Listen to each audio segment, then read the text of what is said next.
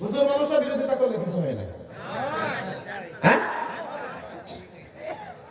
হয়, হুজুররা বিরোধিতা করলে যদি হয়, তাহলে আপনি আমি করলে কি হবে কিনা? আর যারা তাদের সমর্থন দেয়, সাপোর্ট করে, বলে তোমরা আগাও, আমরা তোমার সাথে আছি, রায়হান কবির এগিয়ে চলো, আমরা আছি। কিন্তু রায়হান কবির চরম ভাবে আল্লাহ বিদ্বেষী। আর রায়হান কবির কি একা পড়লো নাকি পিছন গুলো পড়লো? আমার কথা মানে রাগ করতেছেন আপনারা? রায়হান কবির একা গেল নাকি পিছনের গুলো গেল? পিছনের রায়হান কবির তো যাচ্ছে, রায়হান কবিরকে ধাক্কাইতে ধাক্কাইতে পিছনের গুলো যাচ্ছে। পিছনের গুলো যদি বলতো রায়হান কবির তুমি আল্লাহর সাথে কুফরি করলে, আমরা তোমার সাথে নেই, রায়হান কবির যত বড় দলের নেতা হোক না কেন, সে জনগণের বিরুদ্ধে যে কুফরি করার দুঃসাহস দেখাতো না। তাই তাদের ইসলাম বহির্ভূত কাজ করতে আপনি আমিও প্রত্যক্ষ এবং পরোক্ষভাবে দায়ী আছি। আপনি খারাপ বলেন আর ভালো বলেন, আপনি 5 ওয়াক্ত নামাজ পড়েন, এমন ব্যক্তিকে সমর্থন করেন যার জীবনে পশ্চিম কোন দিকে সে চেনে না, আপনি দায়ী নেই? হ্যাঁ না, কেন দায়ী থাকবেন? আমি বলছিলাম আমি তো ভাই চুরি মুরি করি নাই, হ্যাঁ আমি কিছু করি, আমি কারণ আমি একটা দল করি, আমি কি মেরে কেটে খাই? নিজে মেরে কেটে খাই না, যে মেরে কেটে খাওয়ার মাস্টার মাইন্ড ফজরের নামাজ পড়ে যে টুক করে সমর্থন দিয়ে বাসায় চলে আসে, এমন নামাজি আছে না নেই? তোমার নেতা একা মরবে না, তুমিও মরার জন্য রেডি হয়ে থাকো। কেউ নেই, বাসায় চেয়ারে খিস মেরে বসে থাকেন, কিন্তু কোন আল্লাহ বিদ্বেষী সমর্থন দিয়েন না। দিলে কিন্তু লূত আলাইহিস সালামের স্ত্রী সমর্থন দিয়েছেন নবীর বিরুদ্ধে, আল্লাহর বিরুদ্ধে, জাতি ধ্বংস করে দিছে, তার মধ্যে তার স্ত্রীও চাপা পড়ে গেছে। আমার কথা কি কঠিন মনে হচ্ছে প্রিয় ভাইরা?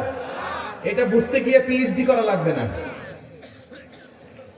আমরা ভাই অত শত বুঝি না, বোকাশোকা মানুষ, গ্রামের মানুষ, কম শিক্ষিত মানুষ।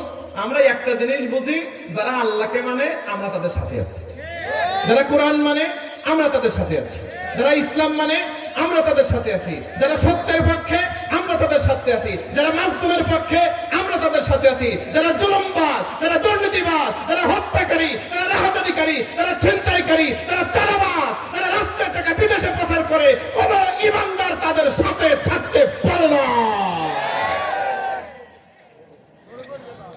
এই ওয়াজ বুঝতে গেলে আপনাকে পিএইচডি হোল্ডার হওয়া লাগবে না।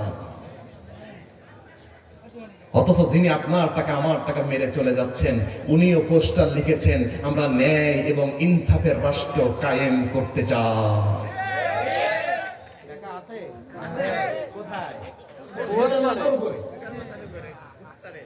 আপনার মনে হয় আমার কথায় রাগ করতেছেন প্রিয় ভাই? কোথায় লেখা আছে? আমরা দুর্নীতিমুক্ত সমাজ গড়তে চাই, লেখা নেই মনে হয়? আপনি বললেন দুর্নীতিমুক্ত সমাজ গড়বো, আপনি দুর্নীতি করে বিদেশে টাকা পাঠালেন, এখন আপনি কি ইমানদার না মুনাফিক? আমরা নামাজি মানুষ, হাজি মানুষ, গাজী মানুষ, এত বুঝি না, এত জানি না। তা আপনি বলেন এক, করেন আর এক, আবার এসে বলেন কেন আমাকে একটু সুযোগ দাও।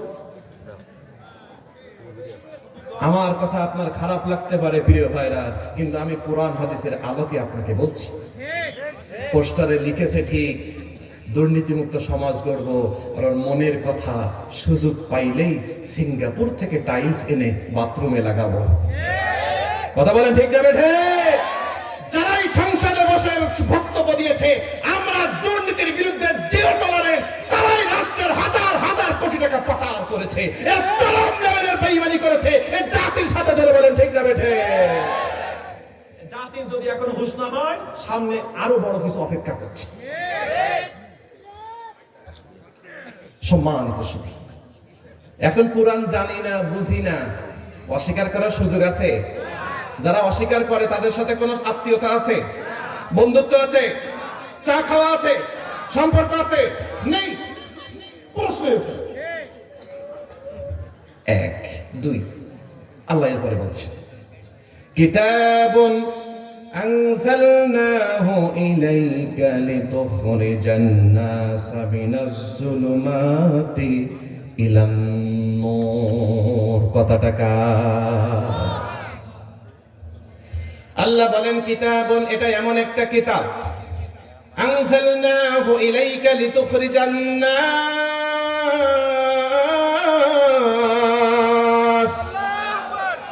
যেটা আমি আল্লাহ রাব্বুল আলামিন আপনার উপরে নাজিল করেছি এ কারণে যেন আপনি তামাম জাহেলিয়াতের অন্ধকার থেকে মানুষগুলোকে আলোর পথ তথা জান্নাতের পথ দেখাতে পারে।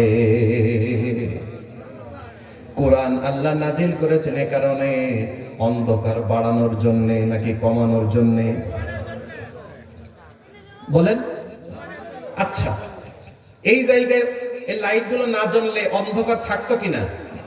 তাহলে এই জায়গার আধারগুলো দূর করতে একটা জিনিস ভূমিকা রেখেছে, সেই জিনিসটার নাম কি? রড লাইট, ঠিক কিনা? আরো জোরে বলেন। এখন দুনিয়ার আলো নাই, রড লাইট জ্বালিয়ে দূর করা যায়। মানুষের হৃদয়ে অন্ধকার আছে না নেই? কোন যুগের মানুষের হৃদয়ে অন্ধকার ছিল? আচ্ছা, ওই যুগে কি তারা উঠতো না? তারা অন্ধকার আকাশটাকে মিউজিক দিয়ে সুসজ্জিত করতো কিনা? চাঁদ আছে না নেই? সূর্যের আলো আছে না নেই? দিনের আলো আছে না নেই? তাহলে যুগের নাম কেন অন্ধকার যুগ হলো? হ্যাঁ জি, ভিতরে কি? আরে জোরে বলেন। এবার বলেন তো, ভিতরে আলো জ্বালানোর জন্য কিতাব দরকার আছে না নেই? ওই ভিতরে আলো জ্বালানোর জন্য মহান আল্লাহ একটা কিতাব দিয়েছেন। জোরে আওয়াজ দিয়ে বলেন তো, সেই কিতাবের নাম কি? আর জোরে বলেন কি? তার মানে আমরা বুঝলাম কুরআন আল কারীম পৃথিবীতে এসেছে আলো জ্বালাবার জন্য, অন্ধকার দূর করে আলো প্রতিষ্ঠা করার জন্য। প্রিয় ভাইরা, দুই একজন উঠতেছেন কেন? কষ্ট লাগতেছে নাকি? বিরক্ত হচ্ছেন? মাশাআল্লাহ, আপনারা তো অনেক সময় সে সন্ধ্যা হয়েছে কখন এখনো শুনতেছেন। যদি জরুরত থাকে ঠিক আছে, একে একে নাকি? একে গেলে ঠিক আছে, দুইয়ে গেলেও ঠিক আছে, কিন্তু 3 নম্বরে গেলে কিন্তু আপনার সাথে আমার বোঝাপড়া আছে ইনশাআল্লাহ। জি, এটা আমরা জানি। আমরা তো ইয়াং মানুষ, আমরাই তাই অনেকক্ষণ ধরে রাখতে পারি না। আর অনেক আপনাদের মধ্যে তো অনেক দাড়ি পাকা মানুষ আছে, ওনাদেরকে একটু সুযোগ দেন। তবে আপনাদের কাছে অনুরোধ, একটু চেঞ্জ করে চলে আসিয়েন। আমাদেরকে একেবারে একা একা ছেড়ে যেন না, তো বিপদে পড়বো। ছেড়ে যাবেন? আমাকে একা ফেলে যাবেন? হ্যাঁ, আছেন?